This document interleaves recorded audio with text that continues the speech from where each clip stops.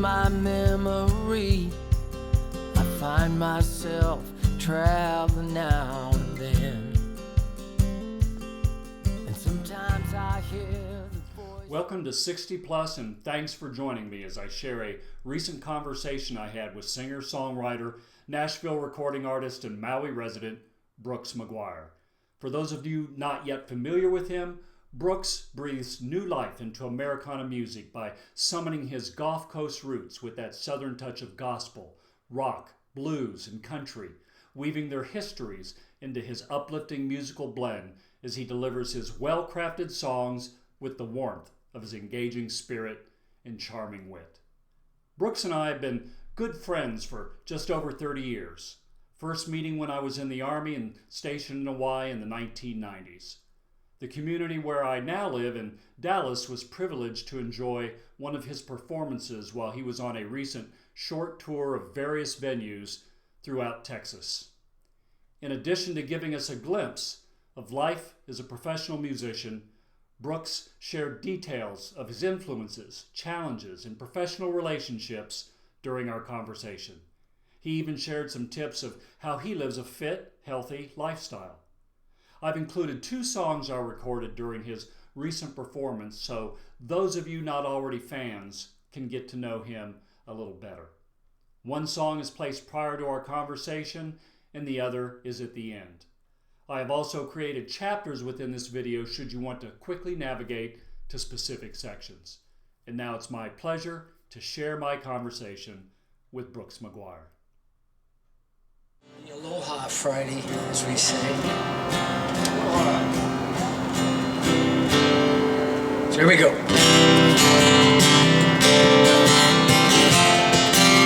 This is the title track off of my very first Nashville record.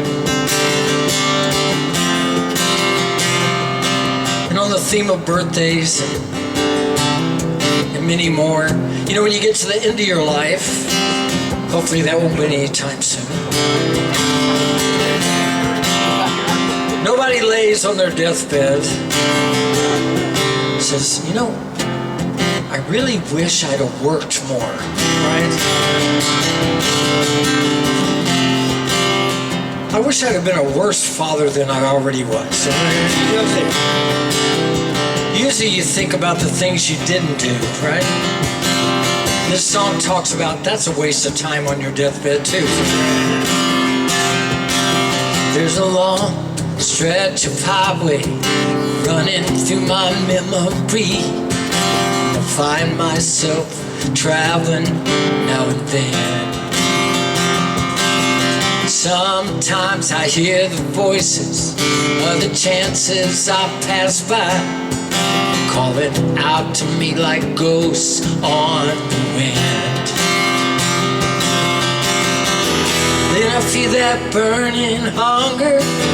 It makes me start to wonder where I'd be if I'd done things differently. And that was then. Oh, but this is now. Things that might have been, they were never meant to be. And I won't be wasting my tomorrows chasing yesterday down the road I never chose. We got front row seats here if you want.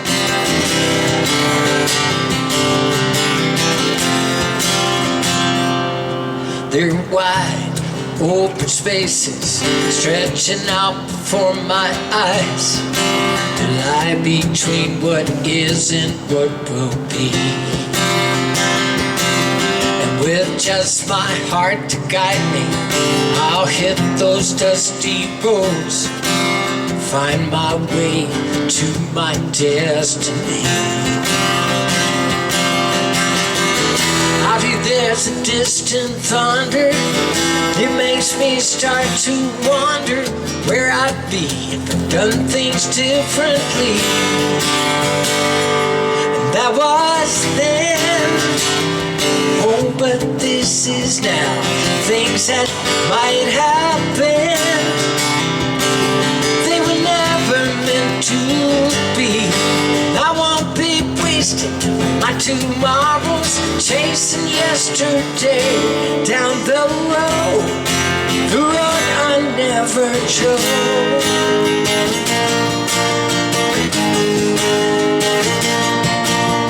Keep my eyes on the road before me, I can't turn back now.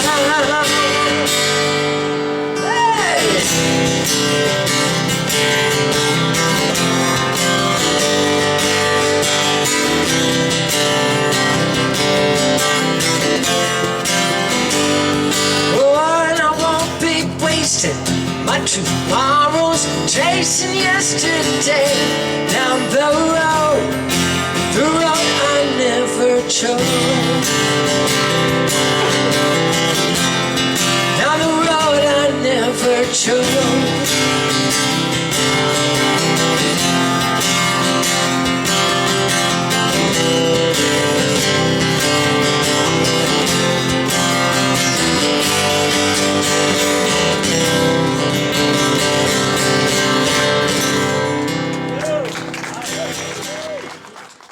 Well, first of all, Brooks, welcome back to Dallas, Texas.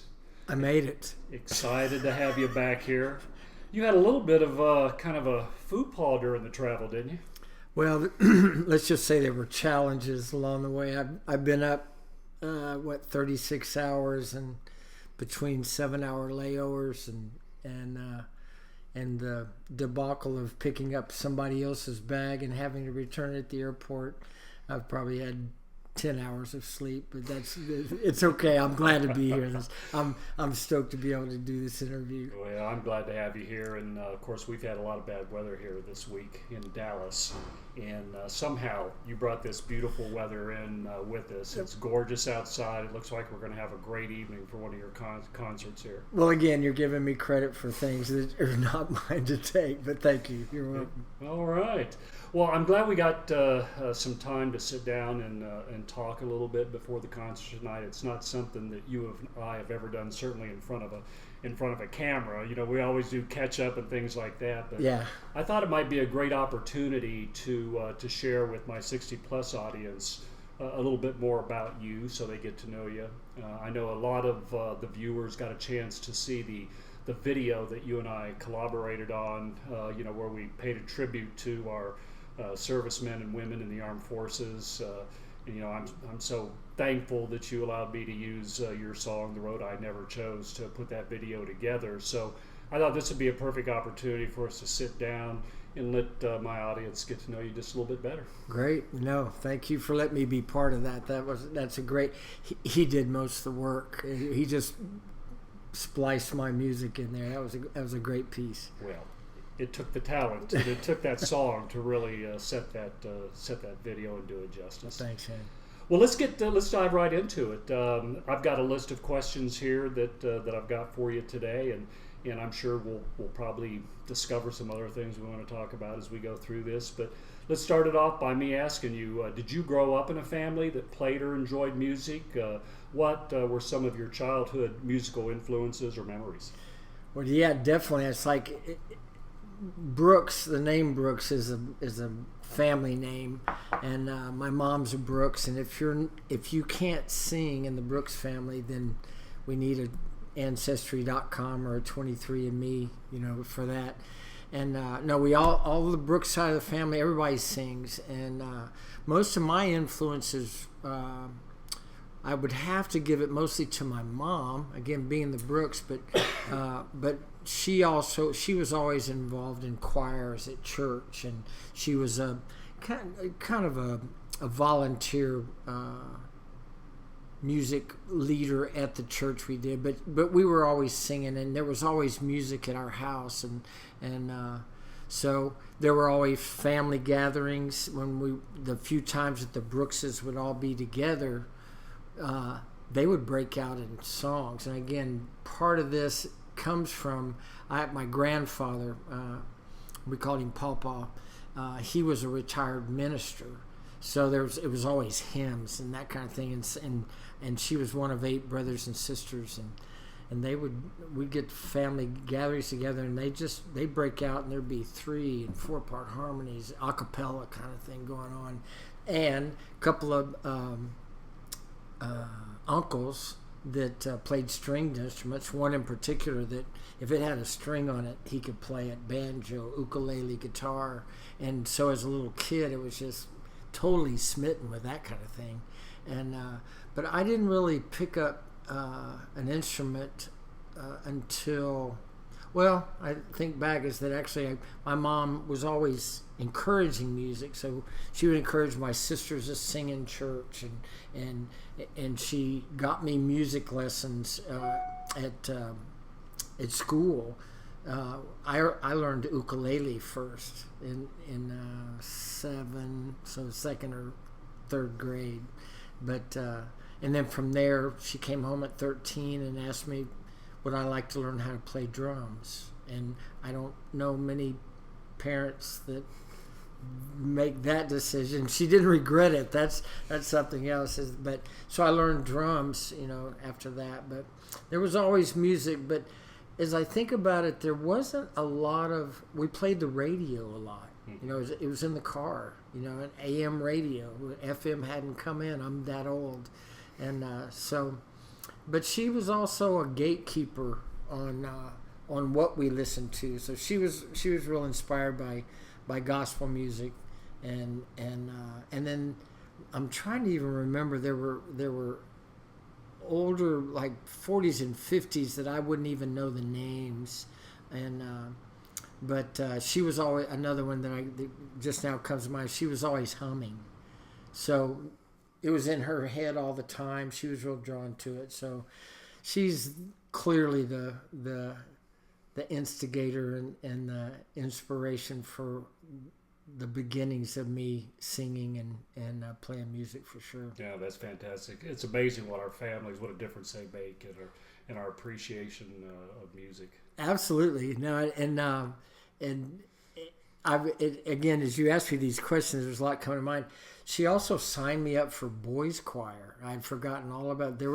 You had to go to school before school started. So school starts at 8:00, I guess, and I can remember from probably at least 4th, 5th, and 6th grade, I was in a choir that our public school put together, and if you wanted to be part of it, you had to be there at, I guess, 6:30 or 7 in the morning, and I loved it, and so singing is my primary instrument. I've learned to accompany myself, but singing is definitely take that wherever you go. So yeah, well, I can testify to that. By the way, for my audience here, this isn't my first rodeo getting a chance to see Brooks live. We started this years ago when I was living in Hawaii. Brooks still lives in Hawaii, and we had a series of home concerts up on the North Shore of Oahu, and I think up to that point when I left, I think we were at 7 then, weren't we? Yeah, and there wasn't such a thing as a house concert. That's the thing that's been real interesting about, us reconnecting after all those years, is that house concerts didn't become an item or a thing, as we would say now. And but Rick would fly me over, from Maui and put me up he had this great place on the North Shore of Oahu, and Rick, being who he is he, just people are drawn to him, and he pulls everybody in. I mean, there were 30, 40 people, there, and set me up, PA system, and out on the deck and the waves in the background on the North Shore, and some really, really great memories. But so I think maybe we should credit you with founding the originator of house concerts. Listen, it's not hard to draw people in. We've got talent like you coming to entertain. So thank you. Hey, I also wanted to kind of dig in a little bit more on the influences beside your family, and I am gonna start this off by one of your quotes that I've heard a number of times. It wouldn't be a Brooks Maguire concert if it didn't have Jackson Browne. Yeah. Clearly Jackson Browne, and it's interesting to me is that, and I'm not probably the most well-versed musician in light of the breadth of people that I would say were my influence, but clearly when Jackson Browne, the first, I heard Dr. My Eyes on the radio. You know, I mean, that came out, and was real drawn to the Eagles. Take It Easy was just, you know, I remember just playing that over and over again. And it was, you know, what I call a rally song, where you get in the car and you just turn it up, you know, and roll the windows down and sing it at the top of your lungs, not knowing that Jackson wrote most of that, right? Yeah, so many people think that's purely an Eagles song. Right, right. No, and so, but anyway, had heard Dr. My Eyes, and that really wasn't what did it. When I was, again, I'm going to show my age. I was going to the music store to buy 8 tracks. I finally was able to get an 8-track in my Pinto Runabout, and this guy, you know, I was looking for music, and he goes, well, you like the Eagles? And I'm like, yeah, oh yeah, I really like the Eagles. And I'm trying to think how old I was. I probably would be 16, 17 years old. And he goes, well, y'all listen to this guy. And he goes, you've heard Dr. My Eyes, right? And I'm going, yeah. And he goes, well, this is the guy that actually wrote it. And so he gave me For Every Man, which is an album that he opens it up on. And listened to it, and it was just totally taken, not only by the music, but by the lyrical content that just so poignant and so deep and so emotional, and that's kind of who I really am, and it spoke to me that way. And so I replaced that 8-track. I know I wore that 8-track out, and then went on and started buying albums, you know, during that time, and then so that would have been about my senior year, maybe the beginning of my senior year. Well, then I went off to college and away from home, lonely, and all this kind of thing.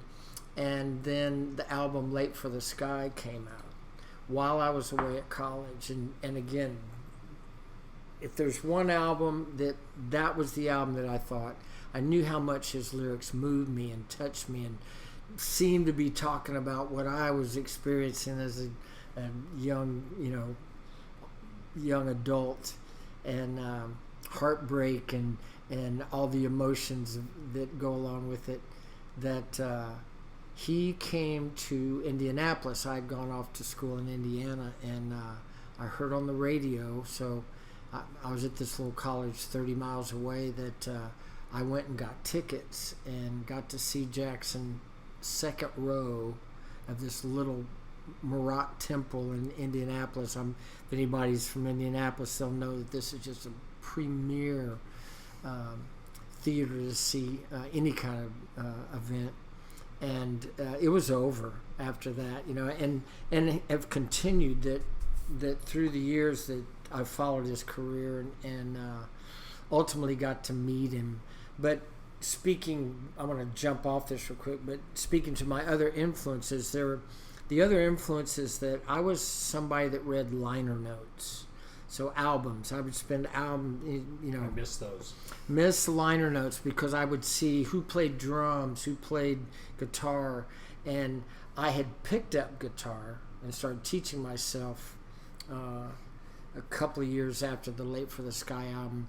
But I would start looking for all these different, and I'd see these names of David Lindley playing with James Taylor, David Lindley playing with Linda Ronstadt, and all, you know, and I started seeing that there was this community of these musicians, most of them out in LA, because that was the sound of the kind of music I was listening to, and which led to, and then other friends leading to Dan Fogelberg, and then Dan Fogelberg sang vocals on Late for the Sky, and so then with this desire bubbling up in me to I'd like to be in that crowd, you know, I started seeing that they were a crowd. They, you know, there was this tribe of people, and so my influences, again, another one, that Bonnie Raitt.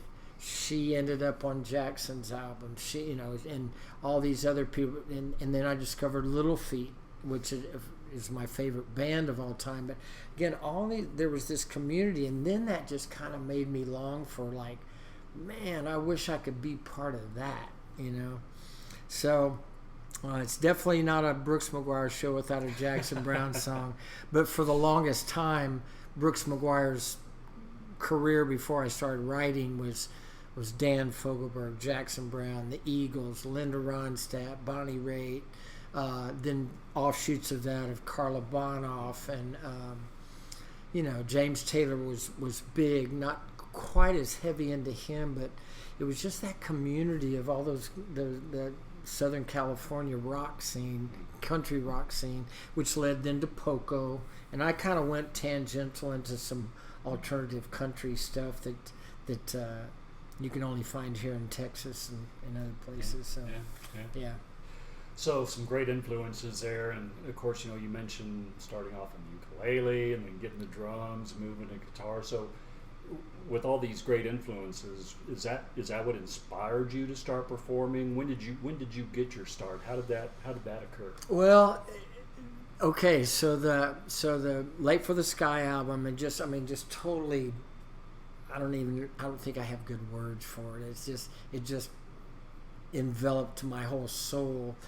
That it was the thought that I knew how much his music touched me, and then when I saw him, and just his demeanor, and all music. I mean, music I had already been like to go see live music, but it was just the thought of songwriters, and this was the period of songwriting with, again, James Taylor and the Fogelbergs and those coming out, and that kind of being a popular style at the time, that I then thought, man, I would love to be able to do that, because I had started teaching myself guitar, but it kind of morphed into the desire to want to touch others the way his music and other people's music touched me live. Mm-hmm. And so I was going to accounting.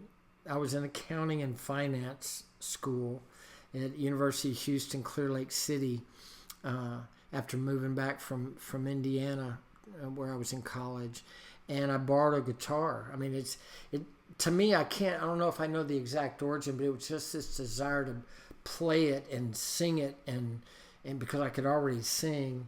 So I taught myself guitar. I picked up guitar September of 75, carried it around to school, didn't do my accounting and finance spreadsheets. I was playing guitar hours at a time, literally like 6-8 hours, avoiding my homework, or this desire to perform and do what, was touch other people the way this touched me.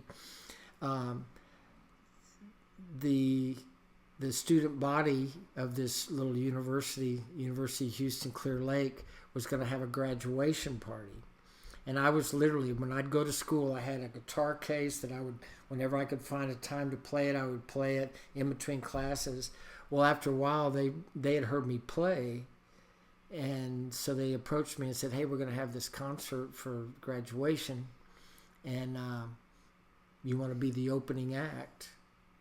And I was like, "Yeah."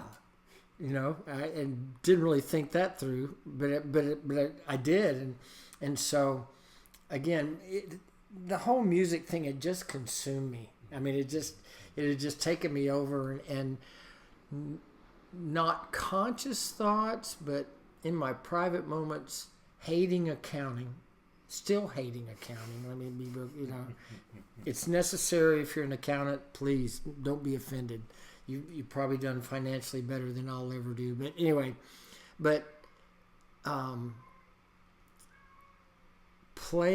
having made this decision to play, they saw in me my desire more than I was willing to admit. I mean, that's just the truth. And so they gave me this opportunity, and I told myself that if it goes well, because here was the secret desire that I'm talking to myself, if this goes well, I'll do it again. And, well, we're 40-something years into this now. So I think you figured out what you wanted to do when you grew up. Well, it started, talk about it really consuming me, is it did go, and then the interaction of an audience responding to what you do. And again, that was the main focus, is wanting to interact, wanting to touch, wanting to make a connection with that art form, and then to have that feedback, it was just like, it was a drug. So it was like, anyway. Yeah. Well, obviously you made the leap to Hawaii at some point in your life, made the decision to go out there. Before you moved out there, how many years were you performing and where at primarily here in the U.S. before you made that move to the islands? Mainly I had started in Houston. We call it the Bay Area. It's south of Houston, between Houston and Galveston. Is where I started. From that gig at the school, I played around an area known as Clear Lake and Galveston and that kind of thing, and then started. Once I got finished, I moved to Austin after I got out of school. I couldn't do accounting, but I had an accounting and finance degree, and so I had some friends right before I was about to take an insurance adjuster's job, which I still am grateful that I never did that. And again, if you're an insurance adjuster, it's just not my thing. I went to visit them in Austin in 1975, and they showed me around. And at that time, Stevie Ray Vaughan was playing at the back room for $1. Lyle Lovett was playing at literally the hole in the wall, where you just have to cram yourself into a Red Wing shoe store, a converted red, all these different people in this 1 week that were playing in Austin in 1975. And so they didn't take much to convince me. They said, if you really want to be a musician, you should move up here. So I did, and got a job working at Slotsky's Sandwich Shop to pay the rent, and started playing around Austin. And then from there, started playing around Texas and a little bit in Louisiana. I'd grown up in high school in Louisiana, but primarily it was Texas. And I left Austin because, like kind of still the case now, is that you get great exposure, great support in Austin, but you're not making much money. And I was making money around the state, so I eventually moved back to Houston and was kind of making a name for myself just in the Houston area. Oh, that's cool. Before we transitioned to that move that you made to Hawaii, and had a very successful life and career out there, I remember reading back in the 90s. It was actually my sister, after I think it was you'd came over and played the first concert there, the house concert for us, and she showed me an article in People magazine that actually had an article of an incident in your life. And from what I read, it really told me something about you, told me something about some things you experienced. Can you share with the audience a little bit about that article and what was in there? Yeah. So 1984. So again, I started playing in 75, made the move to Austin 78 to 80, came back to Houston and was kind of rising the ranks just in the club scene. And on the way home from a gig one night, it was in the Galleria area. I lived out on the west side of Houston, so I had a little bit of a trek. But as I got on the freeway, I came across a car in the distance that had two women waving. It looked like they had some flashers on and that kind of thing. That I had stopped and ended up finding out that they had a flat tire and they couldn't get the jack out. And so my original thought was that I was gonna just help them, find out what they needed and then go to a payphone because we didn't have cell phones. Mm-hmm. But just go call and get them some help and be on my way. But when I found out that they just needed to change a tire, I offered to help them do that. And by the time we got around to the back of the car to get the tire out, and the thing is that a drunk driver ran off the road at highway speed and crushed me between the two cars. It severed my left leg and crushed both of my legs, and so I was basically bleeding out on the ground, and pretty miraculous course of events happened. A woman immediately after, a policeman was just seconds away, came and radioed for help and ambulance, that sort of thing, stayed with me in the meantime. And then moments after that, two women came from an intercessory prayer conference, and turns out that one of the women had been having a vision of a blonde-headed male that she ended up seeing on the ground when she got to the scene of the accident. And I was bleeding out. My left leg was severed except for the sciatic nerve. And she began to pray. And while she was praying, the ambulance came up, and nobody interrupted her, but the bleeding stopped. No tourniquet was ever applied to my leg. And once she finished, they took me on to a 15-minute ride to Bentop Hospital, which is a major trauma center. They got me in the emergency room, and there was no tourniquet, and so they started screaming for that. But anyway, that led to a very life-changing event where I ended up facing a decision to amputate my legs, and I resisted and believed that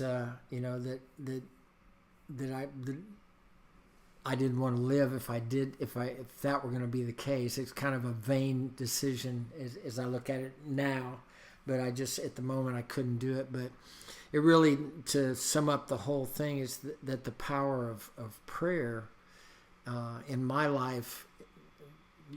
I'm talking to you right now because her prayer for me stopped the bleeding. We've got witnesses.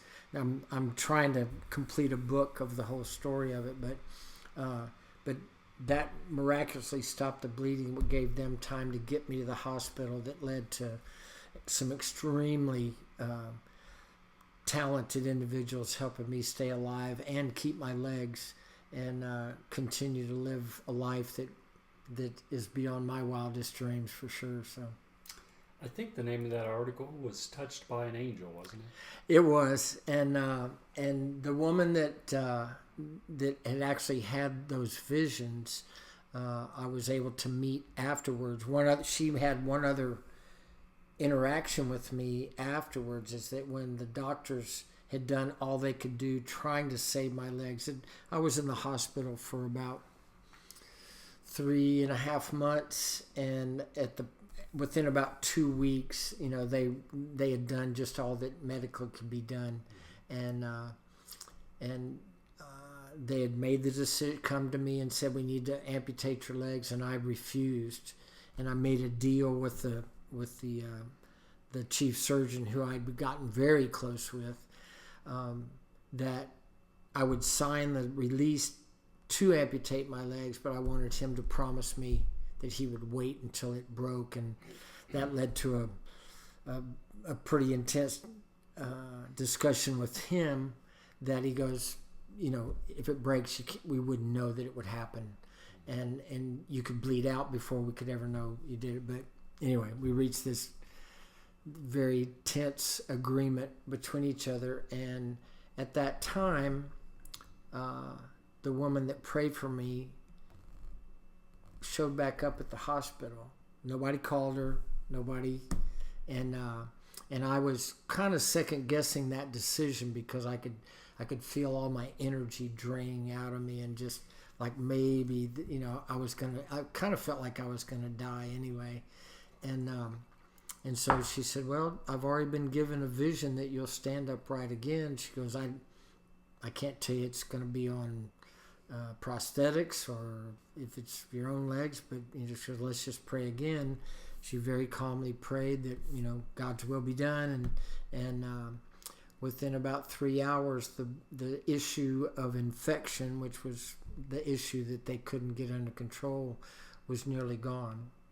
And so much more happened after that, but again, those two critical points made it possible for the medical community to use medicine to fix me up and heal me. And one last thing is that at the end of that year, on the anniversary of my accident, after I'd recovered with help and prayer from all over the world, I mean, people writing me and telling me that, that kind of thing, that I ran a mile in 8 minutes and 30 seconds, which was 30 seconds slower than I ran it the day that I got hit. And I do want to be real bold to say that it isn't so much about me. It was about the prayers of others that got me through, and was that God's healing could happen for me. And so don't want to take a whole lot of credit for all of that, because it's not mine. So what a testimony, though. I knew that the audience would appreciate hearing that, because obviously it's had an impact on your life. Absolutely. So what wound up taking you to Hawaii? And where have you lived in Hawaii? Tell me a little bit about that. Well, it's out of that accident. I had met I always jokingly, when I get this question, I'll say, well, I followed a girl, which was literally what happened. I had met someone right before this accident that we had exchanged numbers. I mean, it was kind of a typical barroom scene, is that, she had given me her number. I promised I would call her, never did. And then she came back to see me at the club I was playing at, and my band, she asked my band members where I was, and they said, "Didn't you hear about the accident?" Well, she shows up at the hospital after I finally was able to have visitors. Weeks later, we fell in love in the hospital, and she became kind of a Florence Nightingale for me. And through course of events of the months after I got out of the hospital, that we dated, and she got a chance to go to Kauai, and came home just frothing at the mouth, going, "Oh, we've got to go. If you like Galveston, you'll love this." And I refused to go, but she went on and then ultimately invited me out to see Hawaii, and I got the bug so bad that, in part and parcel out of the mindset of after the accident, was that you have a situation like that, you kind of start thinking about, what am I doing with my life? What am I here for? What's, those kind of existential questions. Is that I was so smitten, kind of like the same kind of smitten with wanting to do what Jackson Browne did. That same emotion, really, was like, man, I want to live here. I want to do it. And I thought, well, I'll just do it because I've never done anything. I'm on my second go around here. And so I moved to Lahaina in 1987, and had gone the year before, taken my guitar, and there wasn't much in Lahaina. Lahaina was still very small. Maui in general was very small, and but thought, well, maybe I can do this. Maybe I can, do this. But I saved up a bunch of money, moved out, and it was a perfect time. It was small enough that I could still get to know people in town, and there was a pretty pivotal point. I met somebody else that it's another relationship once I was visiting Maui on that trip to investigate, that led to another kind of what's the word? Well, I wouldn't have expected that this relationship would have led to the career at playing at the Pioneer Inn, or the Pioneer Inn at the time was like the place to play. Bonnie Ray, all these people that I knew that had discovered Maui well before I had in the 70s used to come to Maui and play at the Pioneer Inn. And then from the days of the Pioneer Inn led to playing at a place called Cheeseburger in Paradise that I was there for 28 years. And I guess what I'm hearing even in my head, it's been about relationships. It's been about people relationships that I'm in of people leading me and sharing with me and supporting me in my dreams. You're one of them. Again, it's and even our time together of you bringing me to your community there and helping me be who I wanted to be, playing music and enjoying getting to meet your club and tribe and then our relationship is burgeoned after that. It was people along the way. And again, the lady that prayed for me, then these kind of things. So I moved out there in '87, and some pretty fantastic events that led to what is it now? 38 years of playing on Front Street, which was the place, prior to the fires, and the whole world comes to Maui. So again, not something I strategized, not something, but it just kind of right place, right time, and right people that brought me there. So I do want to talk a little bit about Lahaina in more detail here in a few minutes, but before I do that, I kind of wanted to get into the songwriting and recording process.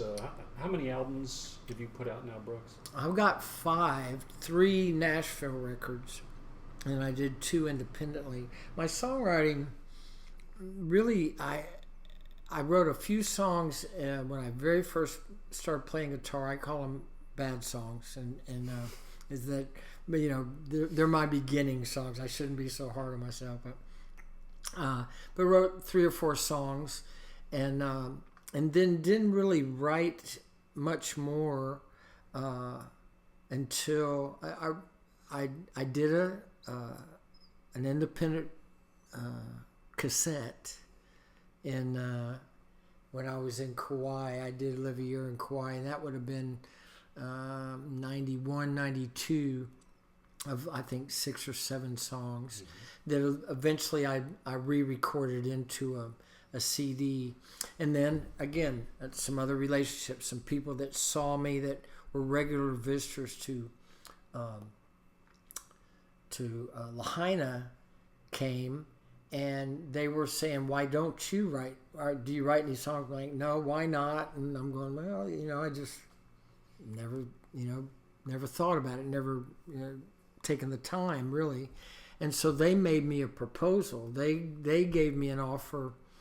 They said, "We will fund your album release party. We will fly you to Eugene, Oregon, but you either get some songs together, write some songs, make a CD, and we'll have the CD release party." So at that point in time, they commissioned Kula Morning, which is a song I wrote on my second, and it's also on my third album. And then I got songs from a lot of my songwriter buddies back in Texas and did an album called Pieces of a Dream. But then the songwriting came about through being seen at Cheeseburger in Paradise. Again, it all for me revolves around relationships. As a man seeing me from Nashville at Cheeseburger, who had a major hit songwriter by the name of Joe Beck come to him and offer his services to help young burgeoning songwriters and artists, with their craft. And so in the time of him meeting Joe Beck, he met me and he asked me, "Would you be willing to let me give him your number?" And I thought to myself, this guy, now to his credit, Joe Beck had 80 top 10 hits across 5 genres of music and had over 800 cuts on major records. So when somebody says, "Do you mind if I give him your number?" I was like, yeah. I'm not sure if he's going to do anything with it, but sure, you can give him my number. And it was for the purpose of like inspiring me, encouraging me, and because he had seen, the man who gave him my number had seen something in me that I guess I didn't see in myself. And sure enough, Joe called and we had a conversation just like this. It basically started like, "Who's your inspirations?" And I told him Jackson Browne, and that led to a conversation with he and I for an hour, and who else? And then I said, well, John David Souther, and that led to that. And he goes, what's your favorite band? So we had this initial phone call of like 3.5 hours. And from that, he said, well, why don't you send me what you've got, and I'll listen to it and see if there's anything I can help you with. And he did. I sent him the 2 CDs that I'd recorded at that time independently, and he got back to me and wanted to know if I wanted to write with him. And I asked him point blank, why would you do that? And he goes, what do you mean? And I said, I've got 8 bad songs. I've got 8, really. Yeah, I even know they're bad songs. They're not bad, but they're not hits. Again, I am being overcritical like most people are. But relative to what he had, I'm like, going, why would you do that?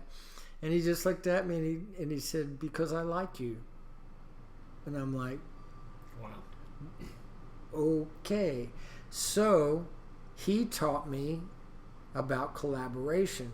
I'd never written with anybody, and again, I'd only written 8 by myself, and we did it over the phone. He said, just, if you get an idea, take your phone, strum your guitar, whatever words you've got to it, and he goes, and then email me that. And I'm like, really? And so we started writing, and in this time, while he and I back and forth, or I'm sending him ideas, he's adding his, and we're writing these songs, the man that introduced us chose me to be the recording artist for a label he was starting. And the record deal was that Joe would produce, Joe and I would co-write, and then Joe, with all of his A-list friends in Nashville, would be the musicians that played on it. So that came down in 2014, and it's led to 3 albums, and more importantly, out of that, as again, a relationship. Joe Beck and I talk. We talk. There's not been but probably 2 weeks in the last 10 years that we haven't talked 1 or more times during the week, and so it's and he, more than anything, is these records that he's done for me are literally with the best in the world. So it's not necessarily the quality of my talent, it's about relationships, and obviously a strong relationship, because I love those last 3 albums. And by the way, I'll be posting down below in the details, in the description, the links to where you can go and find those albums that Brooks listened to, and you can get to listen to some of those songs before you do that. Just some fantastic recordings. I want to hit on one recording you did. I think it might have been on your first Nashville album, and that was The Road I Never Chose. And of course, we used that song, to pay a tribute to service men and women in the armed forces here in the U.S. And how did that come about? Can you tell me a little bit about that? Well, it's actually not my song. I did record it. It's Joe Beck, Wendy Wills, and Joe Salvatore. Now these are all people that wrote a lot of country hits that you would know, but you don't know that Wendy and Joe and the other Joe Salvatore wrote as well. When we were writing the songs for the first, Joe and I were collaborating on. The time was coming up. We, like a lot of artists, you need some more material, and so Joe, again, having 80 top 10 hits and 800 cuts. Joe had, that year that we were working on that. Now if I remember correctly, there's 365 days in a year, and this was the end of the year that we were starting to think about it. He had already written, demoed, and submitted over 300 songs himself. Wow. But this was a song that he did on a record deal he had gotten as the artist, and that had never gone anywhere. and I was just taken by it. Again, it's got all those the musicality of an eagle sound, but so well written, and it also had a message in it. I mean, again, the messages that Jackson Browne, messages in songs have always hit me, but this one was one about not having regrets for the decisions you didn't make, and kind of coming from somebody that's nearly lost their life, and you start to think about, what are you going to think about? You're not going to be worried about, the mistakes you made at your deathbed. It's usually, what I hadn't done. But this song says that, he's going to keep pushing forward. I won't be, see if I can even, I won't be wasting my tomorrows chasing yesterdays. He's and such great lyrics. I mean, it's just the twists of the lyrics and the musicality of the song. It's an anthem. I mean, it is an anthem.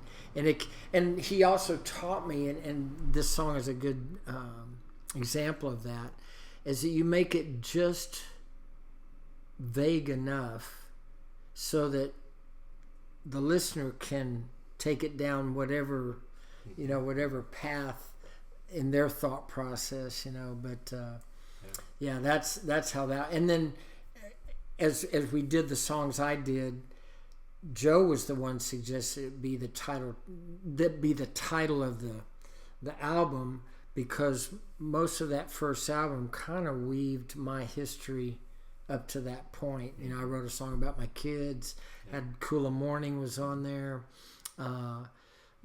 songs about, being bruised, broken down, these kind of things. And so, yeah. Yeah. Well, great song. And it works so perfectly to pay tribute and honor to our service. And again, check out the video. It's like the video is really, that song inhabits that video, in a way. It's very, very moving. Yeah, we both think there's a synergy there, don't we? Yeah. As we get ready to kind of close up the interview, I know you've got to get a little rest before we get onto the concert here this evening, but one of the things that I focus on this channel, 60 Plus, is fitness and lifestyle.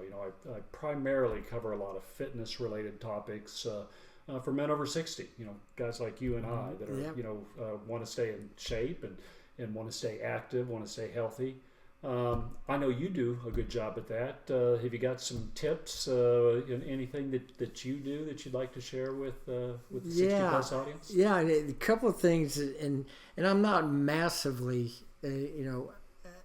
I've told Rick, and Rick knows that I feel this way about myself, is that I don't go too extreme on much of anything other than maybe music, but I've been a long distance swimmer. So swimming for me, and it came out of my accident. I used to run up until the point in time my legs were crushed, but I began swimming at that. When I moved to Maui, I thought, I've got ocean that is most beautiful you can see. So I chose. It's about making a decision.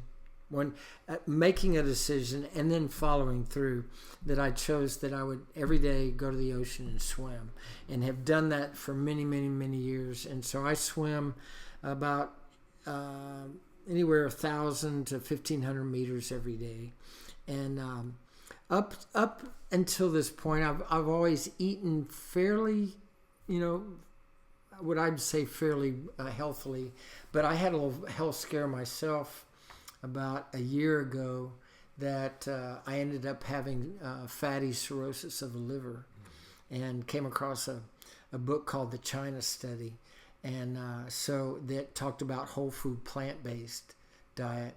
And so I definitely had early stage cirrhosis, and simply started with a whole food plant-based diet, and within 5 months, not only did I not have cirrhosis, but I had negligible fat in my liver. Wow.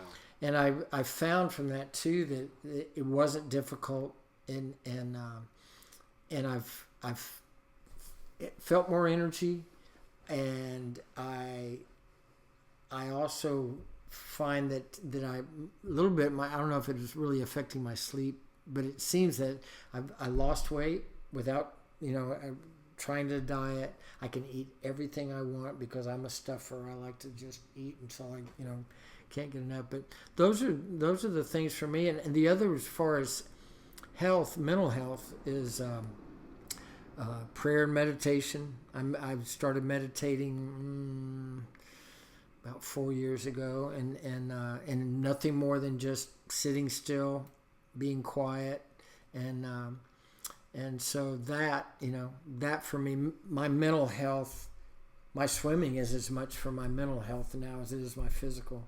But I think a whole integrated approach, has helped my physical health. Yeah. And again, being in relationships, I think it's important that that aspect, that if you, why do it alone? I mean, who wants to be alone? Yeah. It's like you succeed, but nobody can tell me how good I look if by myself. Yeah. It's amazing. So Brooks and I have not had this discussion, but he touched on all 4 of the pillars that I talked about in Total Fitness for Men Over 60. And the 4 pillars that I laid out for the audience were the physical, mental, social, and spiritual. And you heard it right here. Brooks touched on all 4 of those, and again, we've not talked about that. Yeah. Well, Brooks, I really appreciate you taking the time to sit down with me and share some of your experiences and a little bit about yourself with the audience here. I'll be including some footage from tonight's concert to go along with this video as well. So, anyway, thanks everyone for joining us. Until next time, stay healthy, stay fit, stay strong.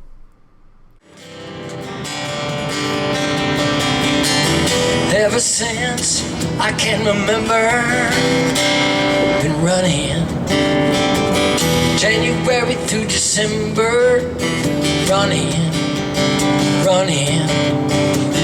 from the truth, running from my past, running down a dream with my foot on the gas, no direction, too proud to ask. Young and foolish, slow to learn, one by one my bridges burned. Even if I wanted to, I could never go back, I could never get back. Moving fast to nowhere soon, lines on the road in the mirror to remind me I'm just running out of time.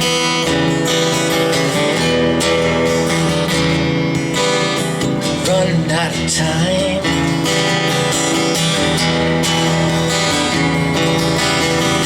Flying low under the radar, out of sight. Always one step ahead of the searchlight. Running from myself with a fistful of lies, feeding my hunger on thin alibis. Always thinking tomorrow I know why. All the wasted days I spent watching as they came and went. God, what I wouldn't give to get one of them back, just one of them back. Now regrets and memories haunt the road ahead of me like a neon sign, telling me you're running out of time.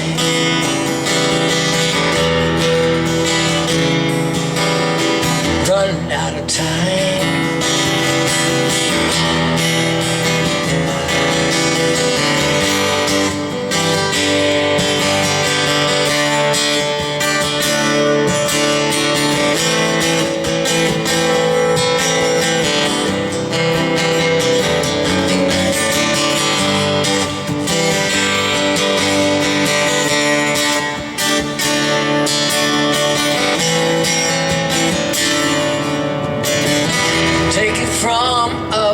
Pretender,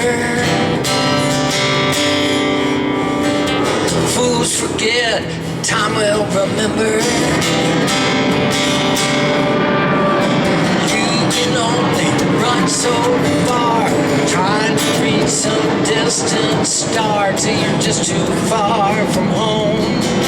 You can never go back, you can never get back. You can't outrun the simple truth. There's only so much time to lose till you run out of time.